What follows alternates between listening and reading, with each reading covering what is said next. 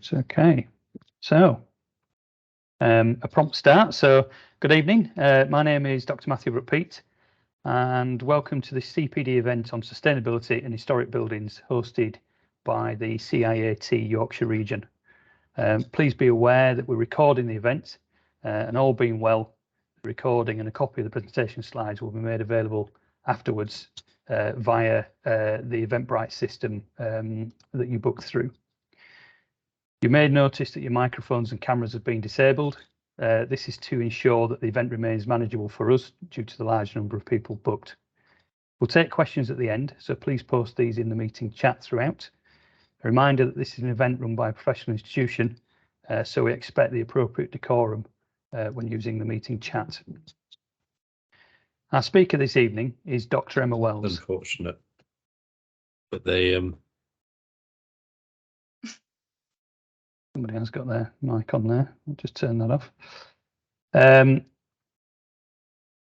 So our speaker this evening is Dr. Emma Wells. She's an ecclesiastical and architectural historian and a buildings archaeologist, an author and a broadcaster.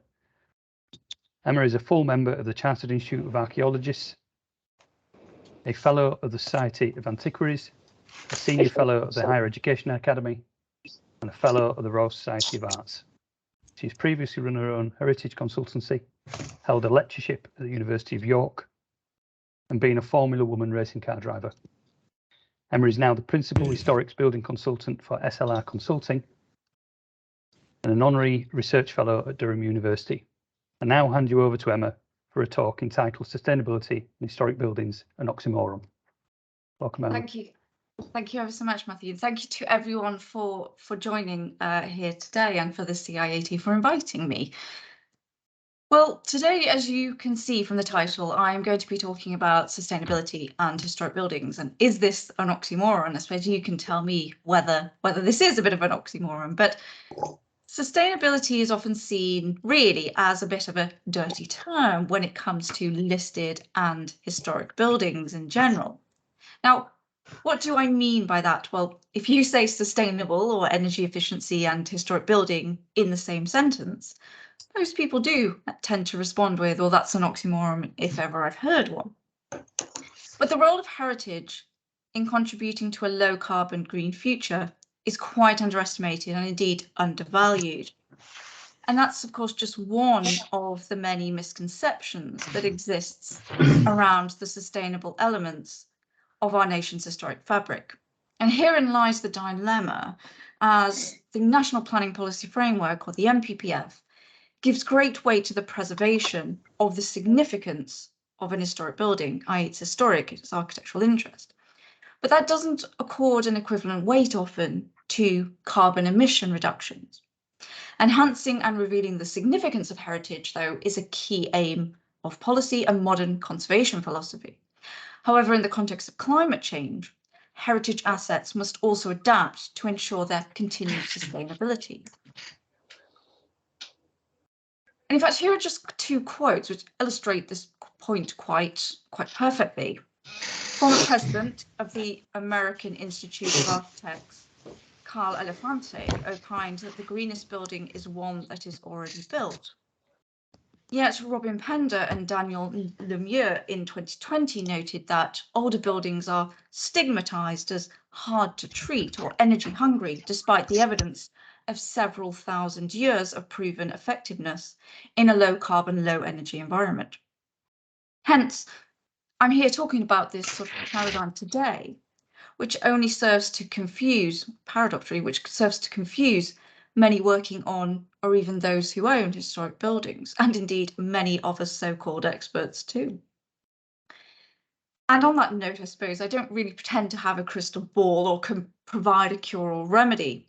There is no one-size-fits-all approach to energy-efficient retrofitting or making historic buildings sustainable. And again, herein lies the problem. But with the UK government's decarbonisation targets for 2030, 2050, etc., the former also being the target for the Church Commissioners of England and their property portfolio. And indeed, the phasing out of installations of replacement fossil fuel gas and oil boilers from 2026 many historic and traditionally constructed buildings certainly need to act now to reduce their carbon footprint. This is very much about future-proofing. And today I want to sort of give a brief overview, if you will, of just some of the ways that we can attempt to do this in relation to historic buildings. Now, a case in point here is the Heritage Counts report by Historic England. This was published in 2021 and showed that careful retrofitting can lead to substantial carbon savings, such as up to 84% in a detached Victorian home, 62% in a Georgian terrace, 58% in a 1900s terrace, and so on and so forth. And in this energy climate, this means big money. And as the built environment contributes to around 40% of the UK's total carbon footprint, it is therefore a key area for climate change mitigation. So let's move on towards more practical terms here. Firstly, let's have a look at why historic buildings tend to be regarded as less energy efficient. And then I suppose we can look at the how. Now, historic buildings don't often work in the same way as the more modern buildings that we construct today. Traditionally constructed buildings are capable of lasting with regular repair and maintenance. And this is clearly demonstrated by the homes of today, with more than 21% of all homes in England built over a century ago, so pre-1919. And historic buildings are generally built with more porous, more breathable, I suppose is the sort of general term, if you will, for that, materials that easily exchange moisture with the air, whereas more modern buildings tend to use sort of layered waterproof type materials. They tend to seal more than breathe. Historic buildings are generally constructed with solid walls of masonry or earth, or they might be timber frames with solid infills, even if these are later, without additional insulation, or in the modern terms, insulation. They often heat up and cool down more slowly than more modern homes. And they have more ventilation, of course, a key, very important point when it comes to historic buildings, than their modern counterparts. And of course, this is a broad summary, this is very general, but in the main, that all goes. So there's clearly a balance to be struck between improving the energy performance of an historic building and the impact sustainability measures, though, can have on the significance of these types of usually heritage assets. So the NPPF, for example, explains that taken as a whole, what sustainable development means in practice for the planning system is, or the broad definition of sustainable development is, paragraph 7 of the NPPF, embraces not only social and economic sustainability, but also the protection of the environment. And paragraph 202 states that where a development proposal will lead to less than substantial harm to the significance of these type of assets, this harm should be weighed against the public benefits of the proposal, where appropriate, securing its optimum viable use. Now, reducing the carbon footprint of an historic building, particularly listed building, is suddenly deemed as a public benefit, for example, due to its positive environmental impact and contribution to this UK target net zero carbon. And the benefits of energy efficiency measures should be weighed against any harm to such a building. Paragraph 134, for example, of the NPPF notes that development that is not well designed should be refused, especially where it fails to reflect local design policies and government guidance on design. And therefore, this has a real potential to have an impetus on design-related elements in relation to climate change. And there's also a significant weight to be given to development, as I say, that reflects local design policies, outstanding, innovative design, which retains high levels of sustainability or helps raise the standard of design more generally in an area. Again, this could indeed incentivize development which has been sensitively designed, though, for climate mitigation and adaptation. In short, we can certainly use this policy in a more objective manner for our needs, really, in terms of climate change. Now, I do want to point out here that although the advice and guidance is somewhat comprehensive, Every building, though, needs to be assessed for this type of work on a case-by-case basis. Remember, of course, it's a criminal offence to alter any listed structure, for example, without obtaining consent, regardless of their grade, of their designation. And that includes methods to make them more energy efficient. And I think this is an important point because I speak to so many clients, particularly great homeowners who are wanting to update, are wanting to subscribe to have a more sustainable building, and yet they think that a lot of these measures won't need listed building consent or planning permission, etc. Indeed, much of the negative research and findings regarding making historic fabric sustainable derives from the fact that there cannot simply be a sort of blanket approach applied to every property, every site, and that what works for one site may not necessarily for another. To look at it another way, I suppose, one property may be in a far colder climate, it may indeed be wetter, it may indeed be windier, or may be built of more porous materials, may include an amalgam of historic and modern insulation, materials, fabric, windows, and therefore its energy efficiency might be all over the place, really. Furthermore, there are limitations on what you can do, generally, depending on your grade of listing. Of course, it doesn't mean that grade 1 listed buildings can't do any of the following works I'm going to cover, and that's far from the point.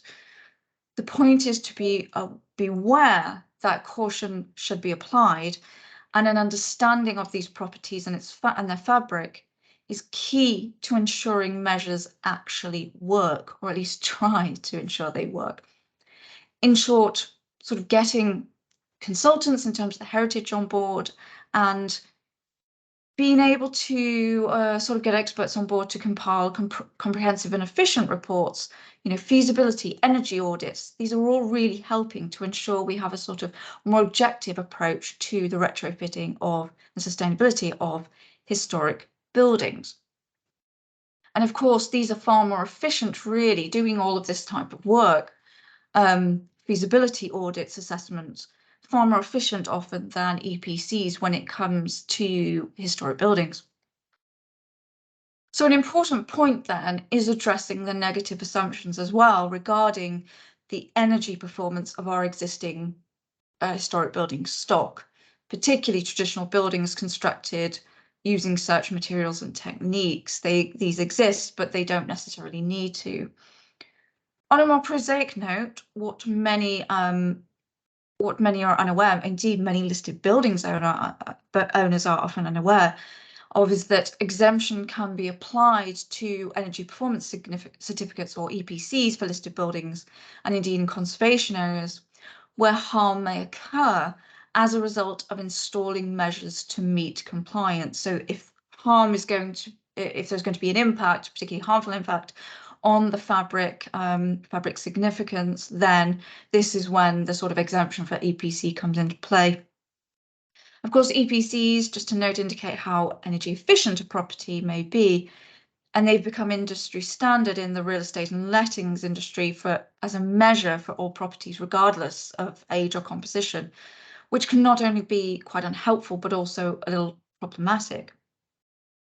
And this is largely because the conventional criteria for identifying and calculating thermal performance across the built environment, and particularly historic built environment, relies on more simplistic thermal transmittance, or U values, how quickly heat transfers throughout structure. And this ignores factors such as thermal inertia, which I'll come on to. They have generally high assumptions concerning indoor temperature levels, and indeed the acceptance of indoor temperature levels, which can indeed be different for historic buildings.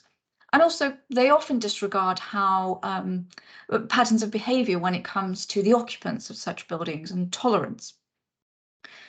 All of which of these are modelled theoretically, so that there isn't a problem with the way we often look at assessing our buildings in terms of their energy efficiency. Now, these can often be avoided, or somewhat avoided, by adopting a sensitive, more whole building or an holistic approach to performance on a, as I noted, case-by-case basis, but of the entire structure and its use. Where historic buildings are more complex, of course, more detailed analysis is needed. What I mean by that is what really is key and what we often have to start with, particularly as heritage consultants, is having a look at the building. You know, what fabric is it composed of? What elements really may simply be affecting its energy performance, and does it have more modern additions? Can these be removed? Can these be altered? Can traditional elements be restored? Just the basic understanding of the fabric from the very beginning can have huge impacts. Of course, windows and insulation are often the most common elements, and two of the elements that people tend to focus on above any other. Why, I suppose? Well, often wall and/or roof insulation and choosing the right glazing are two of the most, to be honest, cost-effective methods for reducing emissions. And of course, these don't have to be all-out methods. The problems can generally be fixed usually without any adverse impact on the character of a building. So, of course, understanding which are the weakest elements and components of a building, so not those necessarily promoted by government programmes such as cavity wall insulation and window replacement, and what are the most effective and sustainable ways of dealing with these buildings are very important to focus on. Upgrades to ventilation levels, of course, can deliver significant savings associated with reduced running costs, but while also protecting, hopefully, the future of the building. And given 25% of heat is typically lost through the roof, therefore, starting with insulation is usually a really great method to go through. Indeed, the weakest links in buildings are often walls and roofs, and frequently these are simple to remedy. And today, in terms of sustainability measures, we tend to favour ecologically friendly insulation materials such as sheep's wool or blown cellulose fibre, which is technically shredded newspaper, which sits on top of the masonry wall and behind the lath and plaster, which can be done even if wall voids or cavities are particularly minimal, which they often are in historic buildings. In essence, these types of insulation provide a more vapour permeable or breathable, I suppose that's the very basic term, is breathable, and they're naturally derived materials, so they help with this and are often less disruptive to the historic fabric. Floors can, of course, also be insulated with materials too, such as wood fibre that can be sited underneath suspended floors, timber floors, or even hemp insulation is a great option. And again, these ensure that moisture is buffered, but also prevents condensation. It lets it through, but it prevents too much, in short. And these all come in varying thicknesses and can be cut to size to affix between joists and rafters and act as big breathable sponges. So again, as little impact on the existing fabric as possible. Another simple one, I suppose, there's also high performance insulating lime mortars, and these can be used externally as renders or internally as plaster, and even silica aerogel fibre insulation to infill cavities behind internal dry linings, such as external timber doors, and then mouldings can still be put back on them. Some experts too can assess existing roof voids. We're moving into this more and more in order to try and create draft lobbies by creating separately heatable smaller spaces, essentially dividing up the space into smaller ones. For example, with very little intervention, there can be the laying of insulating materials between rafters and joists of roofs, as I touched upon, to generate what's effectively called a warm roof. And these can also be insulated on the underside of the roof, not, of course, in the form of that spray foam, which is, of course, awfully irreversible. So please don't ever recommend that if you can for historic buildings. But through the application of layers, that's what we're trying to build, is sort of layers that trap the heat and moisture and allow moisture through, which sit above the rafters and below the roof covering. So in short, putting insulation down between rafters, which isn't fixed in any way, shouldn't really be particularly harmful to fabric. Obviously, the opportunities for insulation will depend on a building's construction and characteristics. Of course, many buildings have a solid wall rather than a cavity wall construction, so you can't obviously upgrade the cavity because there simply isn't one. So it's more a question of, do you add insulation on the outside or on the inside if possible? And there's a great deal of guidance documentation. I must add, Historic England have given some, and in fact, Historic Environment Scotland have done a great number of case studies. Indeed, the Listed Property Owners Club as well. So do have a look at those. But it's usually no more difficult to insulate the roof for a modern building than for a modern building, sorry, so long as the materials used are breathable and ventilation is maintained. Ventilation really is what we mean. And that's another buzzword really that we can't disregard here. Of course, the ventilation or the through circulation of air in any historic building is fundamental. Historic buildings need to breathe, so that there has to be the ability for moisture to evaporate away, and therefore sealing them up can be incredibly harmful because you'll get moisture accumulating, and of course that leads to damp and condensation reigning free. And we often think, in fact, of air escaping from buildings, but actually we should really be looking more at the air infiltrating a building. So that's really more what we mean by something being energy inefficient too. In contrast, the ventilation of air and the control of moisture transfer this is what we're really focusing on, can deliver significant savings associated with running costs while also protecting the building. Not only for occupiers, but indeed this removes pollutants and it can control condensation, as I noted, again, protection of the existing fabric. More specifically, making the building increasingly airtight to reduce air infiltration results in further considerations, or the ventilation, because the last thing you want is to build up moisture. I need to sort of repeat this. Simply applying insulation to some solid wall buildings can actually have a detrimental impact on the fabric, because you're in a position where this no longer allows this water movement through the wall, which ends up degrading the fabric. Of course, we have to consider what's right for each building. But on that note, I just wanted to draw upon as well fireplaces too, because we often don't think of fireplaces perhaps as sort of simple method for sustainability in buildings, energy efficiency in buildings. They do generate cool air, of course, and putting in a damper or one of those chimney umbrellas or whatever you like to do to control drafts also helps, but also helps in some ways usually to dispel moisture or too much moisture. Of course, the old-fashioned method is often shoving a bit of newspaper up, but there are better methods these days because this is for various different reasons. And then, of course, there's the minefield and often the bane of every heritage consultant, perhaps probably every listed building owner too, windows. What can be done and, of course, what can't. And there are still debates that rages to this day about this. And I know many of us have even experts have very differing opinions on this. Of course, windows and doors can be upgraded rather than replaced. So if needed and desired, this sort of specialist work can be done. And indeed, given English Heritage published research which showed that mere draft proofing, secondary glazing and shutters improved thermal performance of sash windows by 80–90%. So I think that sort of proves that really every little helps.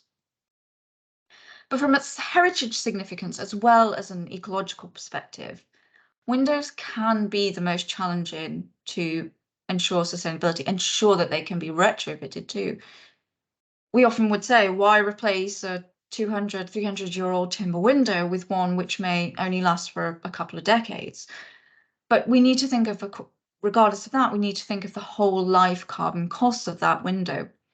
Windows are often easy to replace. They can be whisked out, they can be replaced, as I say, but those changes can have significant impacts, not just on the fabric, the existing fabric of the building, but particularly groups of buildings. And normally we would expect that windows, as heritage consultants, we often would like to keep historic windows and glass where possible, and I must stress where possible. Indeed, there are English heritage findings too that single glazed softwood windows can perform, as well as modern UPVC units. Of course, again, debate will rage about that, but of course, great, but what about the energy efficiency really? Well, it's often impossible to replace original glass, even with slim profile alternatives that we have today, as the frame and glazing bars just sometimes cannot cope with the thickness and the weight of that new glazing.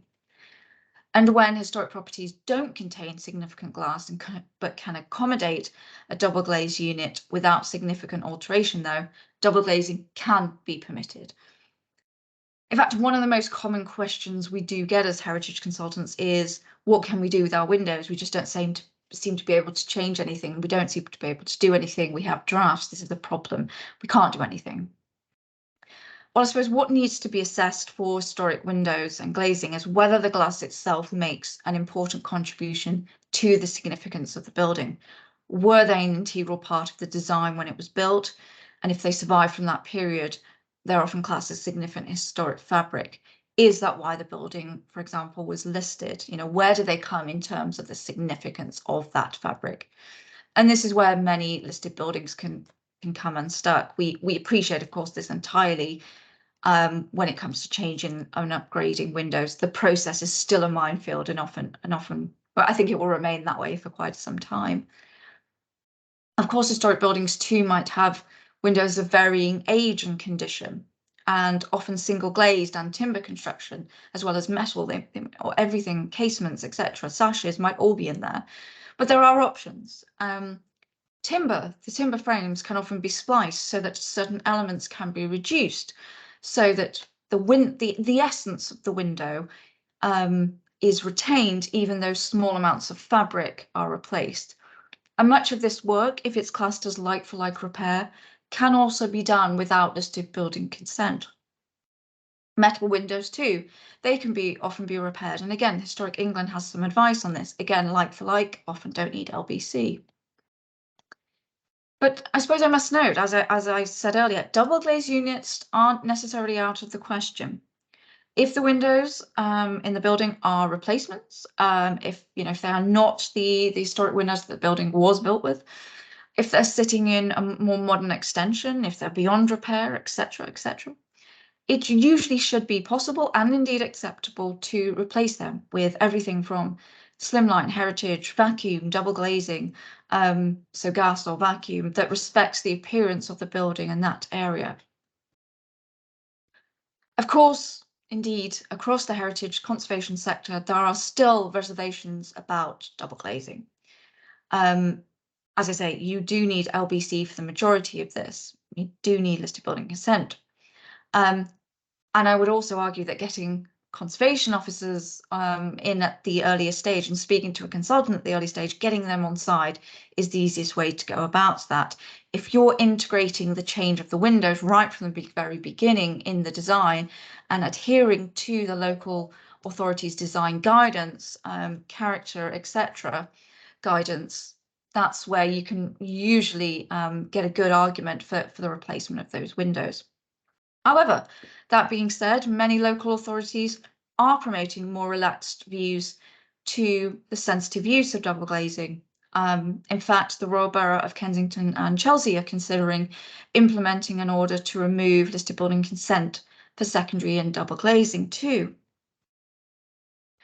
Of course, the installation of secondary glazing, though, particularly in listed buildings, was often the primary measure recommended by local authorities in the past.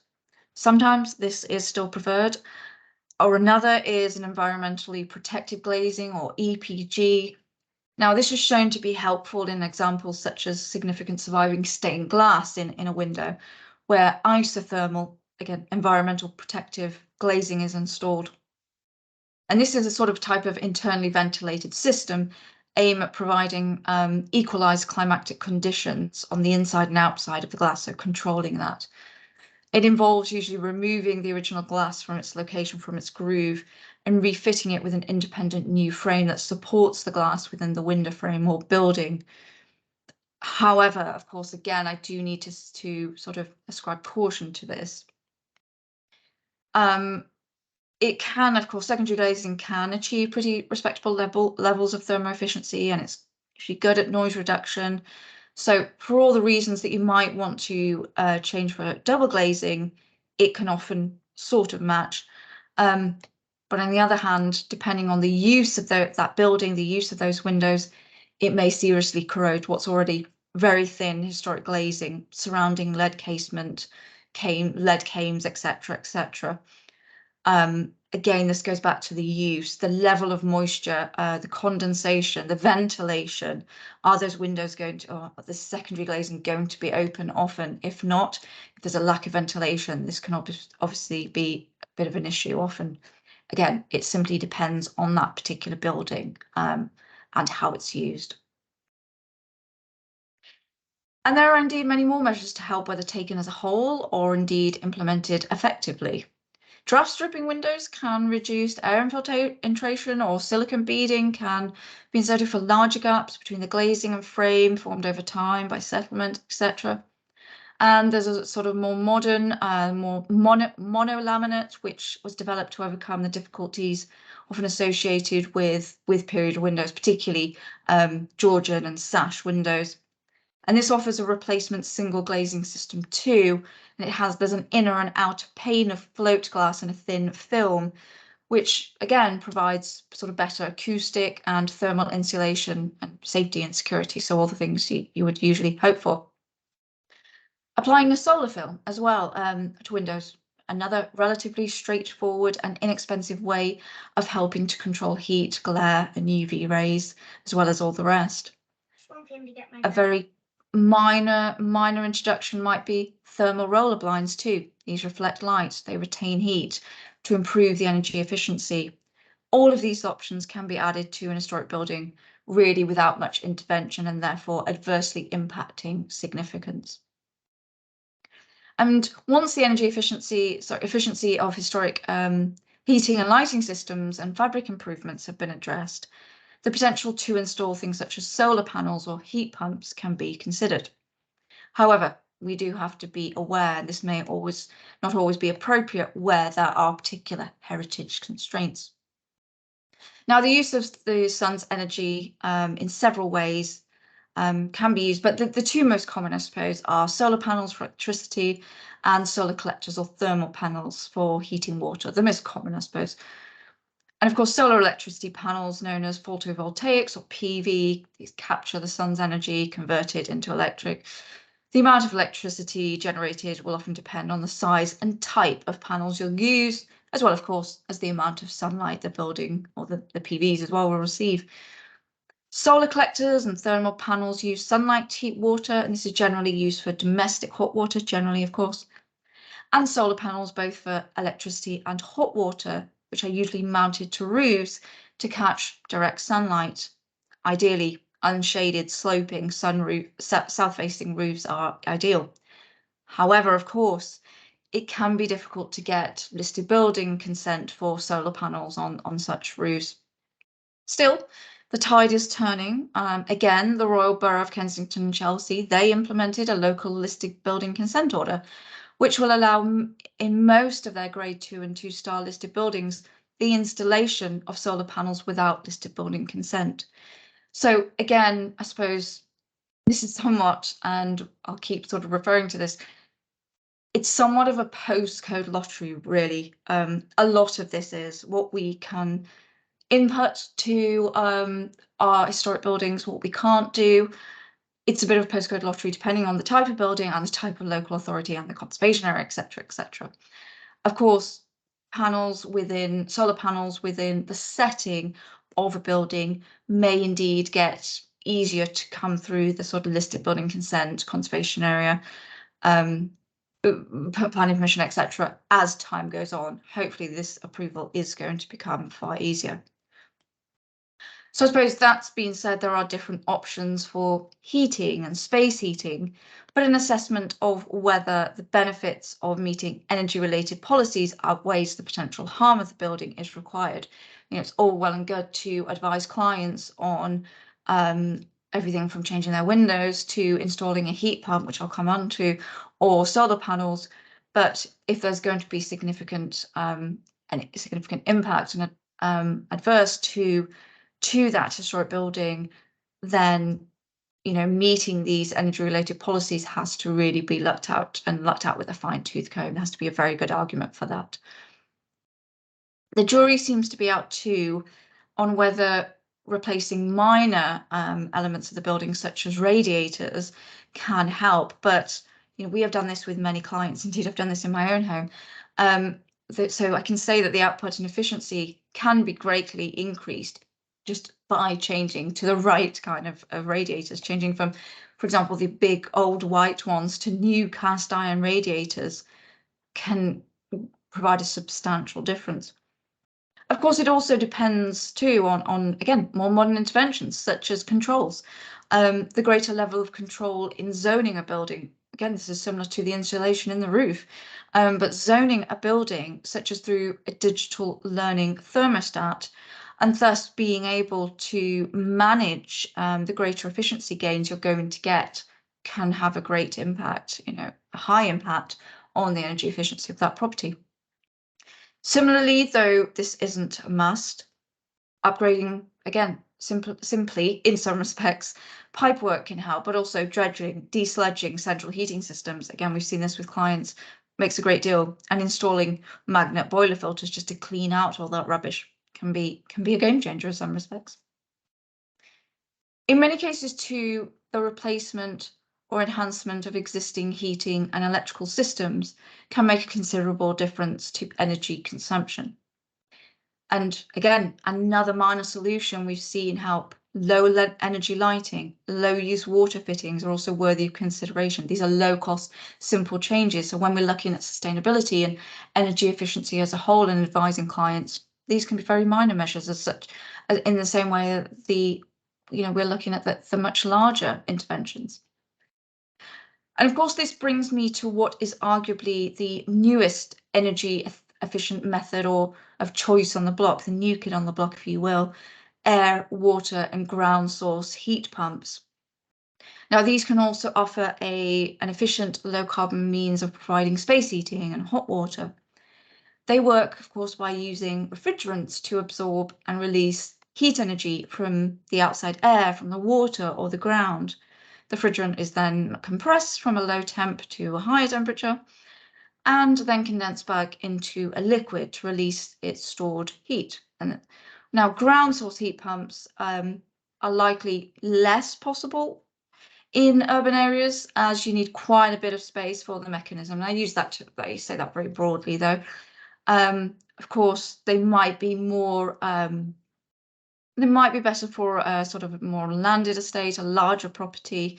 Indeed, particularly country states where they have significant bodies of water or greater amounts of land, then it might be a ground pump, an air pump, well, either of them. But I think when we're coming to urban properties, we need to be a little bit more specific in this. And again, we do as well. There will likely be heritage constraints, particularly ground pumps. As we're saying, there may be heritage implications and indeed archaeological intervention necessary too. So you cannot just think that fitting a heat pump, of course, will solve any of the problems. One must look at the wider impact of the fabric ventilation and all the other issues that I've noted earlier. Again, this goes back to looking at the building and assessing the building's merit based on its fabric, but not only its fabric, taking this sort of whole building holistic approach and looking at these buildings on a case-by-case basis. I can't really stress this enough. What works for one building may not for another. So in short, the design and installation of a heat pump needs to be carefully considered so that its efficiency can be maximised and the impact on the historic building and its setting, of course, because setting impact, as I say, particularly for these heat pump systems, which do take a lot of work, often a lot of big mechanism, they'll often need to be looked at, they'll need to be analysed as part of the listed building consent, planning permission, etc. So we're trying to minimise the impact on all that. In simpler terms, and in many cases, the replacement or enhancement, though, of existing heating and electrical systems can make a considerable difference to energy consumption. So doing one of these, doing all of these, may help. So to sort of wrap up then, and in conclusion, I've just sort of given a broad do's and don'ts here for sustainability, and these are the very broad do's and don'ts. But the reason for this is that I hope I've sort of conveyed that there are endless possibilities and maybes when it comes to the sustainability of historic buildings and how we're going to make them retrofit them to make them energy efficient. And I also want to stress too that the guidance and policy is also still somewhat subjective and somewhat a little bit confusing still. I know that Historic Environment Scotland are doing great wonders with this in terms of actually looking at how the sustainable measures that they implement the buildings are responding to these several years down the line, implements down the line. They're doing these in sort of case studies, and I know that Historic England is starting to do this too. And I think that's another point to bear in mind, is that we don't know how these are going to affect historic fabric entirely just yet. So this is a little bit of a trial and error, and we just need to be aware of that fact, really. But the guidance and policy is and can be a little bit confusing, and I fully admit that. However, the fabric first approach that has typically been favoured, as I say, putting the fabric before anything else, how that's been favoured in the past often overlooks key elements such as how these buildings are used, the occupants, and the embodied carbon that has been proven to lead to inefficient, all of this has been often leads to inefficient energy reduction outcomes in the long run. Yet we place enormous value on the preservation of our treasured historic spaces, our historic buildings. Equally, there is an awareness of the need to act urgently on climate change. I think we're all aware of that. It's certainly a sensitive point, but these properties have to be lived in, they have to be used, and they have to change, but also have to be lived in well and well used. And we want these structures to stick around. We want our nation's history to be preserved for the next generation, but that doesn't mean halting their development, by no means. And I'm sure for a lot of people, this all sounds rather intimidating. I know it does to us as consultants, but it doesn't have to be. Experience and a full understanding of historic buildings, it's their fabric, and the procedures involved to ensure their sustainability makes life a lot easier. Therefore, in short, in simple terms, getting the right expert advice and guidance saves a lot of hassle in the long run, can ensure a better result, and simply minimize expense for you and the client often. So hopefully this has given some idea of the do's and don'ts and the possibilities and maybes, but hopefully together we can sort of manage these historic resources in a climate conscious way to ensure that they're protected for the benefit of both current and future generations, and therefore sustainability and historic buildings can coexist harmoniously. Thank you. Okay, thank you very much there, Emma. I took away some interesting points from that. Thank you. So for the attendees, we've been recording this, as I mentioned at the beginning, and just to repeat that we will issue, all being well, a copy of the recording and the slides via Eventbrite. We'll take some questions now if anybody's got any. The chat has been very quiet, I have to say. We've only had one question which related to the recording. So if anybody wants to ask any questions by bobbing it in the chat, and then we'll take it from there if that's okay. Okay, I can see Jamal's got his hand up. I'd prefer it in the chat if possible, Jamal, just because of the number of people we're dealing with, if that's okay. I'll kick off just while we're waiting for some. So I work on a lot of traditional buildings and buildings which are probably deemed as non-historic assets. Yeah. Sorry. Non-designated. Non-designated historic assets, I should say. So as a consequence, they often have planning conditions against them which relate to retaining the character of the building. But because they're not listed buildings or scheduled monuments, then there's no other approval required beyond building regulations approval. Yeah. So where you've got a situation where we're looking to thermally upgrade the building, add insulation and so on, you can get yourself in this situation where you're adding insulation to the walls, the floor, on the roof and so on where you can. And maybe even doing some upgrading work to the windows, but we're having to essentially retain the existing style of the windows and materials and so on where possible. But there'll be a planning condition that says no trickle ventilation to the windows, as in, and I think what they're looking for is the kind of thing that's very obvious from the outside. But yet building control are saying, well, you've got to have it to comply with building regs, and they won't budge. And their suggestion is usually, can you put MVHR in? Well, no, quite often not, because it'd be unsightly, or there's nowhere to run the ducting without causing problems and so on.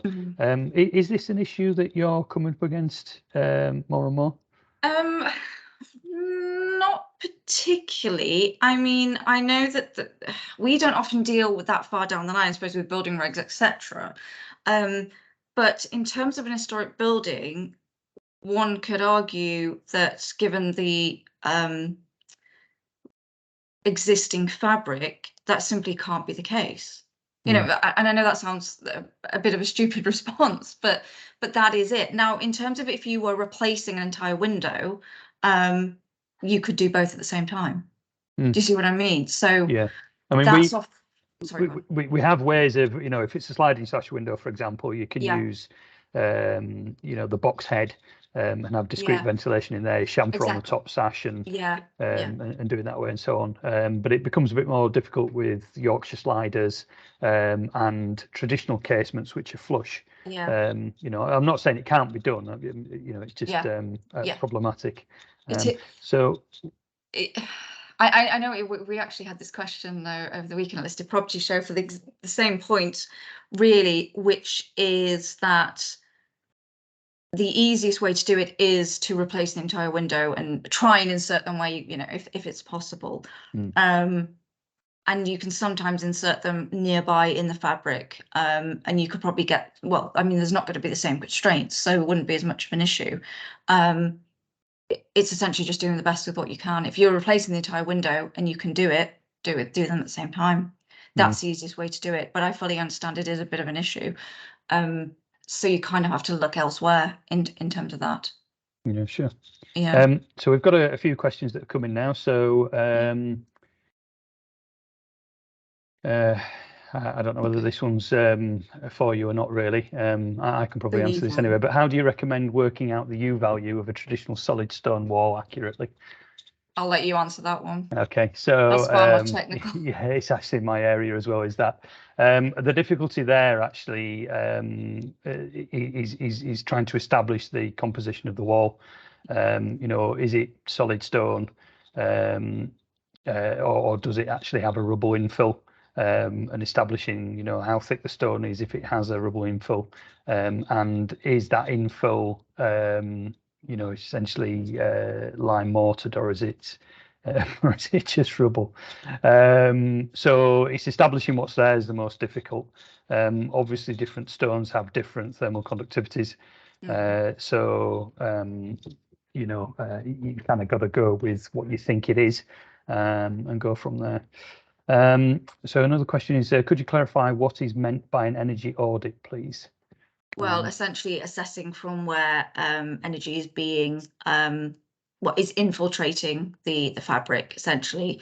So everything from thermo imaging, etc. So it's essentially an assessment of where heat is, where energy is being expelled or coming into the property, and we would then advise on guidance in terms of the heritage implications from there. So it's essentially a bit like a feasibility study as well, combined. So it's auditing, the energy, but also looking at what are the options as a result of these, as a result of the conclusions, what can we do with them? And then we would work with the consultant on the energy side. We would work with them from the heritage perspective, what can and therefore can't be done, and what's the best solution. Okay, great stuff.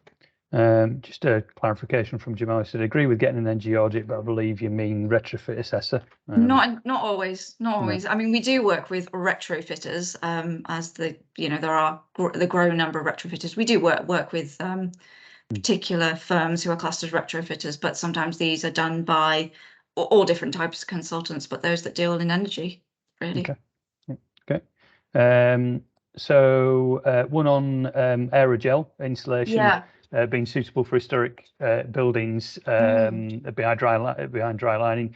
You mentioned this earlier, actually, as a good use behind wood paddling. Is it breathable? Is it breathable enough? And can you lime plaster on top? Believe, yeah, you must be able to lime plaster on top. And yes, it is. Historic Environment Scotland did this actually in one of their case studies, and they did it. There was 2 places they did it, but one particularly was an external timber door, and they sort of removed the sort of battens and then put them back. So yes, essentially yes. Whether you would call it the most sustainable method is another argument, I suppose, but yeah, I would say yes to all your questions. Yeah. Somebody just offering a bit of advice from their own experience there. We've used PIV units in the past instead of trickle vents in a similar case, so that's positive input ventilation. Yeah, it's a good point, actually. Yeah. May look at that scenario. Sorry, jumping around. Is condensation risk analysis recommended for insulation upgrades? And if so, what type? I would say yes, you should be looking at sort of hygrothermal behaviour where you can. It is very specialist work. Condensation risk analysis is something which is depends on the approach taken, but really hygrothermal simulation is the way to go with that, in my view. So another one here, which is appreciates case-by-case scenarios, but what would you suggest is the most suitable method of insulating a solid external wall which doesn't have the benefit of concealed cavities? Sorry. Yeah, very scenario specific, I suppose, isn't it? I mean, you can't. I would be doing it in other ways, really. I don't know whether you've got any technical input on that one, but I mean, from our perspective, a lot of them don't have concealed cavities. Therefore, you can be insulating more, you know, roofs, roof area and floor area, really. Yes. Yeah, and it depends, I suppose, as well, if what's important about the building, you know. So obviously, if it's if the external elevations are important, then you won't be applying external wall insulation. But you might be able to get away with internal wall insulation if there's nothing on the inside which is too important, you know, depending on the architectural features. But it is very case by case. But as Emma says there, I suppose find other things to do, you know, the roof, the floor. Can you do anything to the windows, etc.? I think that brings up a good point, though, is that we tend to, you know, very basically think of insulation as sort of cavity wall insulation. You know, it's just the way it always was, I suppose. And when it comes to historic buildings, that certainly isn't a primary consideration, I think is the point. You know, there are other ways of doing it that are just as energy efficient. Another offering of somebody's experience here: building control have accepted 2-stage locks on listed buildings on recent projects. I think this is obviously very specific to individual building control bodies. When you look at the regulations, actually they don't allow them as trickle vents. Having said that, though, I suspect some building control bodies will let that go because of the issues with traditional buildings and so on. That is an argument I've personally had and lost, unfortunately, in some cases. But anyway, thank you anyway. And any ideas on improving the performance of a stained glass window? That's a hard question. It entirely depends on the stained glass window. Yes. Isothermal glazing is the sort of more accepted route, which we tend to use in places of worship, which is it's not really improve. I mean, it does improve the energy efficiency of the window, but in a lot of places, it depends. Is it a domestic building? Is it a church? You know, it entirely depends. Secondary glazing can be installed as well. It entirely depends. It's such on a case-by-case basis. If you have a very large stained glass window, for example, in a church, you know, chapel conversion that's now a domestic building, is it really a stained glass window? Is the glass of significance? If so, the easiest thing might be to put in a secondary glazing or just isothermal glazing. If there is little significance, just replacing the glazing. Of course, if it's a great stained glass window, then maybe not. So it just entirely depends. It also depends which way it's facing. And displays of the window. There's so many ifs, ands, or buts, really. Okay, thank you. Have you ever seen a listed property achieve a passive house standard through retrofit measures? I haven't actually. So interesting question. We work with a lot of passive house accredited consultants, and we were starting to look at this and how it can be implemented. I've seen it on LinkedIn, but I haven't personally seen it, but I would be interested in that. Okay. Yeah.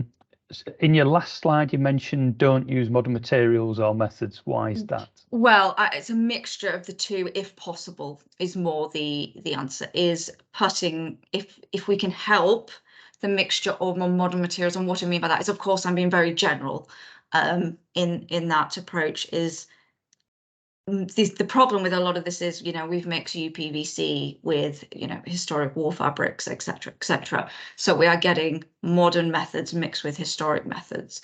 So it is more, if you can look at the fabric, you can look at the sort of traditional methods that are used, that you are using things such as, lime mortar rather than, cement, concrete, when you're repointing things like that, trying to return the building or keep the building in the historic state that it's in is the best way. And so using and implementing the materials that it was built with will always be the best bet, because it's how the two materials work together can often be to its detriment. Finding sustainable new uses for certain types of historic buildings is a real challenge, with additional barriers such as planning permission, listed building consent, and VAT on repairs all being contributing aggravating factors. How, as heritage professionals, do you think we can better promote adaptive reuse of historic buildings in order to generate greater public support for the protection of our historic built environment? Gosh, I could do a talk on that. Yeah, it's a good question. Good question. Yeah, I think, in my opinion, spreading the knowledge really, that the greenest building is the one that's already that's exists, the one that is already built, and that what I mean by knowledge is working with clients and stakeholders to explain that just because you have, for example, a listed building or an historic building in your repertoire or within a portfolio, etc., doesn't mean that you cannot do anything. And I think it's explaining as well to them that there are endless possibilities. We just have to look at it in a slightly different way. There are endless constraints when it comes to modern development.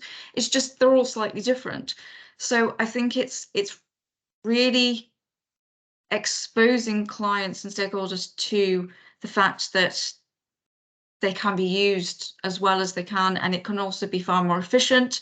There can also be great cost savings, not to mention the great carbon footprint savings.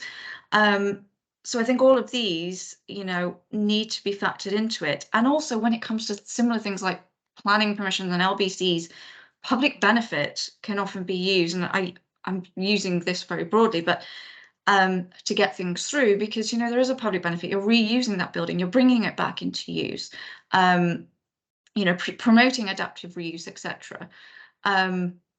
So essentially, just breaking down those barriers, I think, is the only way we're going to get our historic building fabric continued, let it continue to be reused. I don't really know the way, and I think therefore trying to break these misconceptions about listed buildings as well.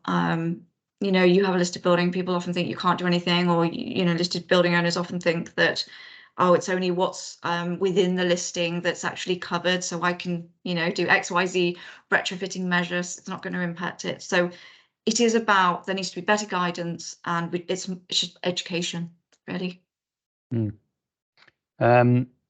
Somebody just saying here that they've used breathable cork internal insulation board with lime plaster on top, considered wood fibre but ended up with cork due to condensation risk and thickness of wood fibre.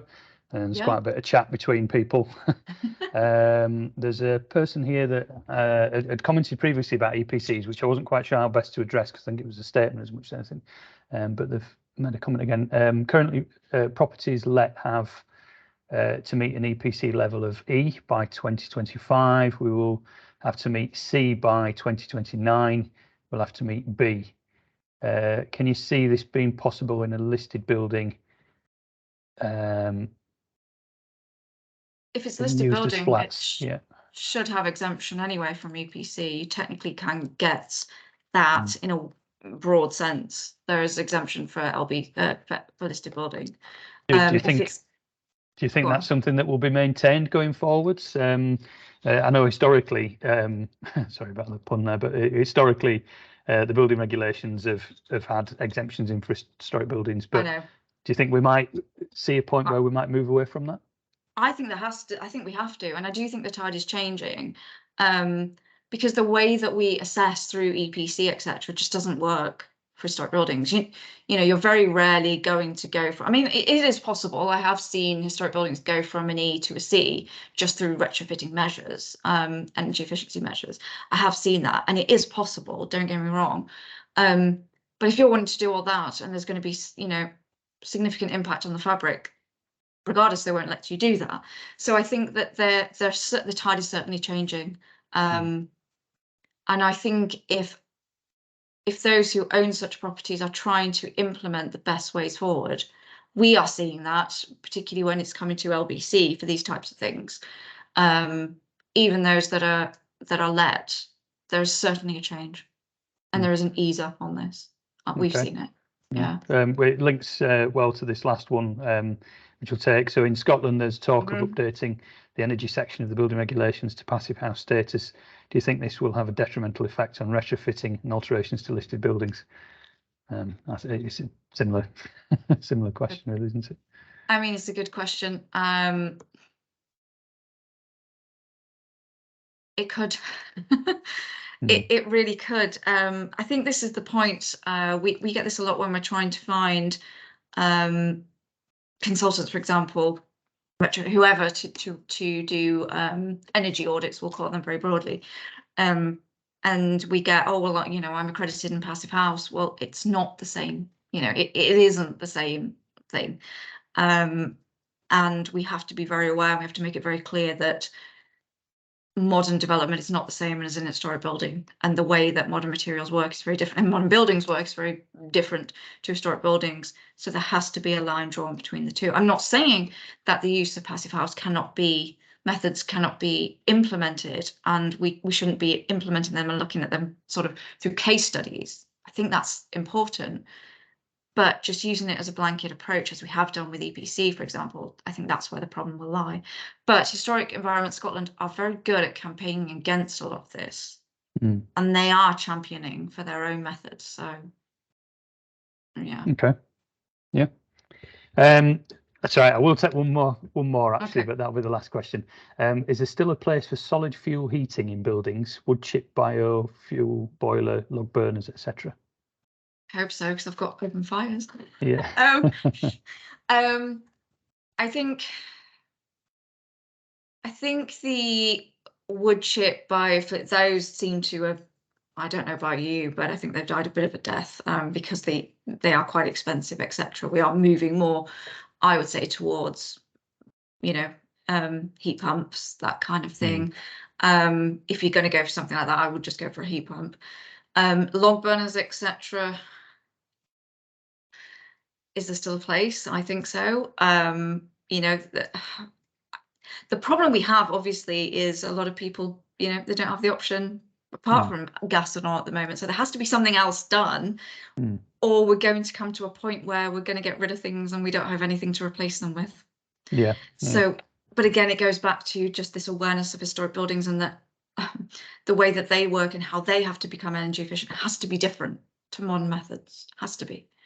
Yes. Yeah, I think you've got to draw a distinction just because of the technical issues. When you look at the net zero strategy and the future home standard, for example, there is definitely a favouring of heat pump technology going forwards, and that's obviously going to be reliant on decarbonisation of the grid, the electricity grid, for the masses. I agree, you know, locality and a number of other factors mean that sometimes you have to have an alternative. I think with solid fuel burning appliances, it's very much in terms of what it is you're burning, where it's coming from, you know. So as long as you're not importing it vast distances, there is an argument that, you know, it can be to some extent considered carbon neutral. Still sustainable. You know, but yeah, it's a difficult thing to answer that. And at the end of the day, it comes down to policy, really. It's what the government wants. The issue with solid fuel burning appliances is that it's the particulates that I think they tend to be concerned about. You know, and we do have a lot of smokeless areas as well, which do restrict some solid fuel burning. So yeah, there's a number of factors that throw a spanner in the works. Particularly in the Yorkshire area as well. That's right. Yes. Yeah. So thank you very much for your talk tonight, Emma, and thank you everyone for taking the time to come and listen to this. And we'll draw this to a close now. My apologies if we didn't get to all the questions and comments in the chat, but I don't want to keep everybody all night. So thank you, and until next time, goodbye. Thanks ever so much. Cheers now. Thanks. If you wouldn't mind just hanging on for a moment, Emma, if you're still there.